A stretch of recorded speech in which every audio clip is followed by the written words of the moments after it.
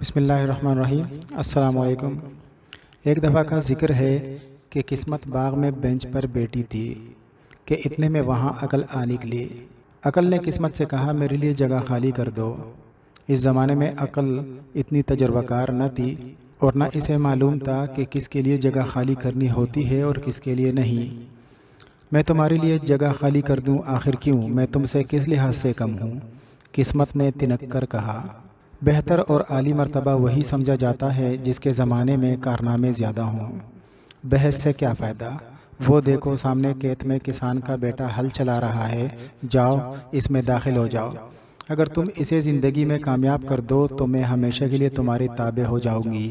جب اور جہاں بھی تمہارا سامنا ہوا تو میں ندامت سے اپنا سر نیچے کر کے تمہارا راستہ چھوڑ دوں گی۔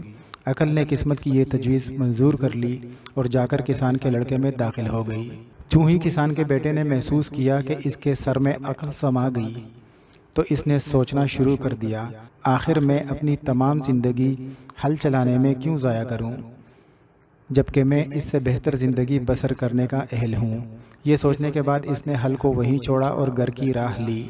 ابا میں دہقان کی زندگی بسر نہیں کرنا چاہتا، باغبانی سیکھنا چاہتا ہوں۔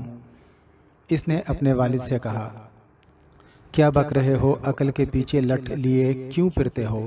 اتنا کہنے کے بعد کسان کچھ دیر خیر اگر تمہارا قطعی فیصلہ ہے تو پھر باغبانی سیکھ لو، خدا تمہاری مدد کرے۔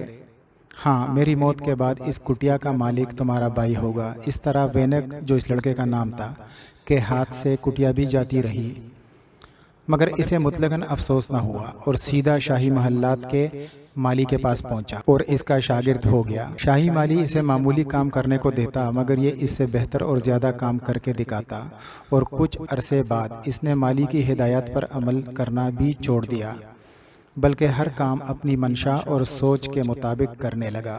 یہ دیکھ کر مالی کو غصہ تو بڑا آیا مگر وینک کے سلیقے اور ہنرمندی کے پیش نظر خاموش رہتا۔ ایک روز شاہی مالی نے وینک سے کہا میں جانتا ہوں کہ تم مجھ سے کہیں زیادہ عقل مند ہو، اور اس کے بعد مالی نے اسے مزید ہدایات دینا بھی ترک کر دی۔ اب وینک کو ہر طرح کی آزادی مل گئی۔ کچھ عرصے بعد وینک نے شاہی باغ کو اتنا خوشنما اور پیارا بنا دیا کہ بادشاہ اپنے آراستہ باغ کو دیکھ کر بڑا خوش ہوتا تھا اور ہر صبح و شام اپنی ملکہ اور اپنی اکلوتی بیٹی کے ہمراہ باغ میں چہل قدمی کرنے آتا تھا۔ شہزادی بڑی حسین، بڑی پیاری اور بہت اچھی تھی مگر افسوسناک بات یہ تھی کہ 12 سال کی عمر کے بعد اس نے بولنا چھوڑ دیا تھا اور پھر کسی نے اسے باتیں کرتے بھی نہیں سنا تھا۔ بادشاہ اپنی اکلوتی بیٹی کے اس دکھ سے بڑا افسردہ رہتا تھا۔ اس نے لاکھوں جتن کیے مگر شہزادی کی زبان پر جو تالا پڑا تھا کھل نہ سکا۔ آخر اس نے اپنی سلطنت میں اعلان کروایا کہ جو شخص شہزادی کا گنگ دور کرے گا اس سے شہزادی کی شادی کی جائے گی۔ اس اعلان کے بعد کئی نوجوان بادشاہ، خوبصورت اور ذہین شہزادے اور بڑے نامور سپہ سالار بادشاہ کے دربار میں قسمت آزمائی کے لیے آئے مگر جیسے آئے تھے ویسے ہی لوٹ گئے۔ کوئی بھی شہزادی کی زبان کھولنے میں کامیاب نہ ہوا۔ وینک نے سوچا کیوں نہ میں کوشش کر کے دیکھوں، کون جانتا ہے کہ شاید شہزادی میرے سوال کا جواب دے دے۔ وینک یہ سوچ کر دربار میں حاضر ہوا اور اپنا مدعا بیان کیا۔ بادشاہ اور اس کے مشیر وینک کے ہمراہ شہزادی کے کمرے میں پہنچے۔ شہزادی کے پاس ایک ننھا کتا تھا جسے وہ بہت پیار کرتی تھی۔ یہ بڑا ہوشیار اور سمجھدار جانور تھا، شہزادی کا معمولی اشارہ بھی سمجھ لیتا تھا۔ کمرے میں جب وینک بادشاہ اور اس کے مشیروں کے ساتھ داخل ہوا تو اس نے ظاہر کیا کہ گویا اس نے شہزادی کو دیکھا ہی نہیں اور فوراً کتے سے یوں مخاطب ہوا پلو، میں نے سنا ہے کہ تم بڑے ہوشیار ہو اور ذہین ہو، میں تم سے ایک مشورہ چاہتا ہوں، سنو۔ ایک سفر میں ہم 3 ساتھی تھے، ایک بت تراش، دوسرا درزی اور تیسرا میں۔ ہم ایک گھنے جنگل سے گزر رہے تھے، ہمیں رات نے آ لیا اور مجبوراً ہمیں رات وہیں بسر کرنا پڑی۔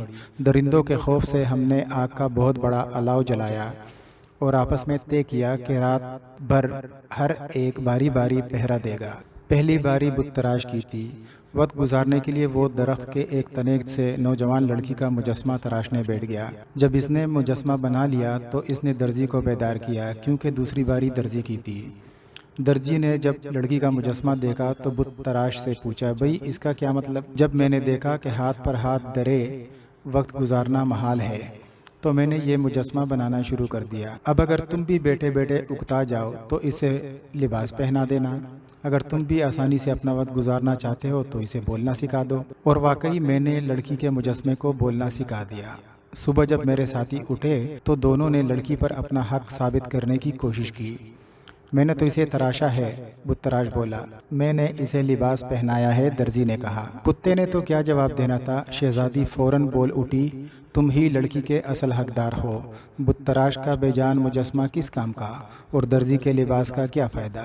تم نے اسے زبان دی، اس لیے لڑکی پر تمہارا حق مقدم ہے۔ لڑکی نے اپنا فیصلہ خود ہی سنا دیا۔ وینک نے خوشی سے کہا، میں نے آپ کو زندگی دی، اس لیے آپ میری ہیں۔ یہ سن کر بادشاہ کا ایک اور مشیر بولا، جہاں پناہ تم کو انعام و اکرام سے مالا مال کر دیں گے، کیونکہ تم شہزادی کی زبان کھولنے میں کامیاب رہے ہو۔ چونکہ تم نیچ ذات سے تعلق رکھتے ہو، اس لیے شہزادی تمہاری بیوی نہیں بن سکتی۔ مگر وینک نے مشیر کی باتوں کی طرف توجہ نہ دی۔ ہاں، تم نیچ ذات سے تعلق رکھتے ہو، ماں بدولت اپنی بیٹی کی شادی تم سے نہیں کر سکتے، اس کے بجائے تمہیں بے اندازہ انعام دیا جائے گا، بادشاہ نے کہا۔ وینک نے انعام کی طرف کوئی دھیان نہ دیا اور کہنے لگا، بادشاہ سلامت نے بغیر کسی شرط کے یہ وعدہ کیا تھا کہ جو کوئی بھی ان کی بیٹی کی زبان کھولے گا، اسی شخص سے شہزادی کی شادی ہوگی۔ بادشاہ کے الفاظ قانون کی حیثیت رکھتے ہیں۔ اگر بادشاہ سلامت یہ چاہتے ہیں کہ ان کے قانون کو دوسرے لوگ بھی تسلیم کریں تو سب سے پہلے انہیں اپنے قانون کو تسلیم کرتے ہوئے اس پر عمل کرنا چاہیے۔ اس لیے اصولاً جہاں پناہ کو اپنی بیٹی کی شادی مجھ سے ضرور کرانی چاہیے۔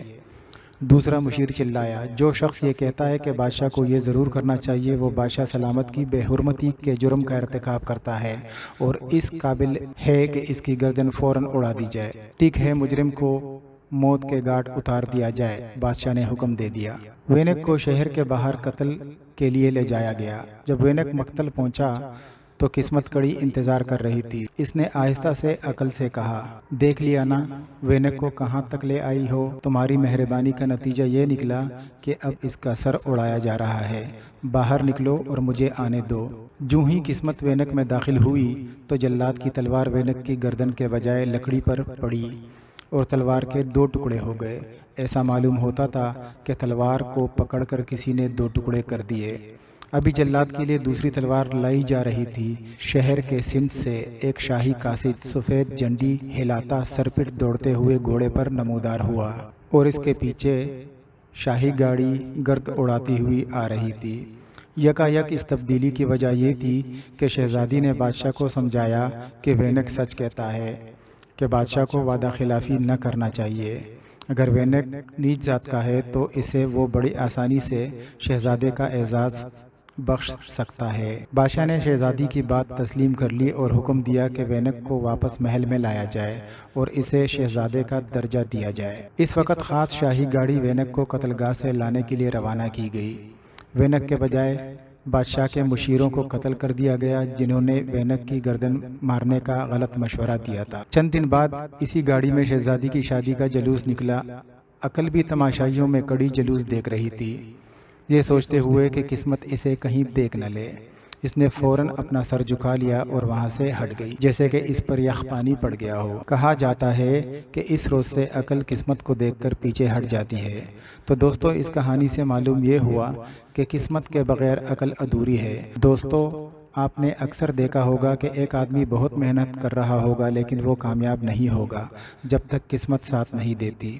ذرا سوچئے کہ عقل کا استعمال بھی ہم کر رہے ہوں، محنت بھی، اور کامیابی پھر بھی حاصل نہیں ہو رہی ہو۔ اب ہمیں کائنات کے خالق اور اس پاک اللہ کی طرف جانا ہے جو کل کائنات کے ذرے ذرے پر قادر ہے۔ استغفار، جی ہاں، استغفار کی کثرت۔ استغفار کثرت سے پڑھنا شروع کرنا چاہیے، کیونکہ استغفار ہی ایسی طاقت ہے جو تقدیر بدل سکتی ہے۔ دوستوں، اگر کہانی پسند آئی ہو تو ہمارے چینل کو سبسکرائب کیجیے اور لائک کر کے دوستوں کے ساتھ شیئر ضرور کیجیے۔ شکریہ۔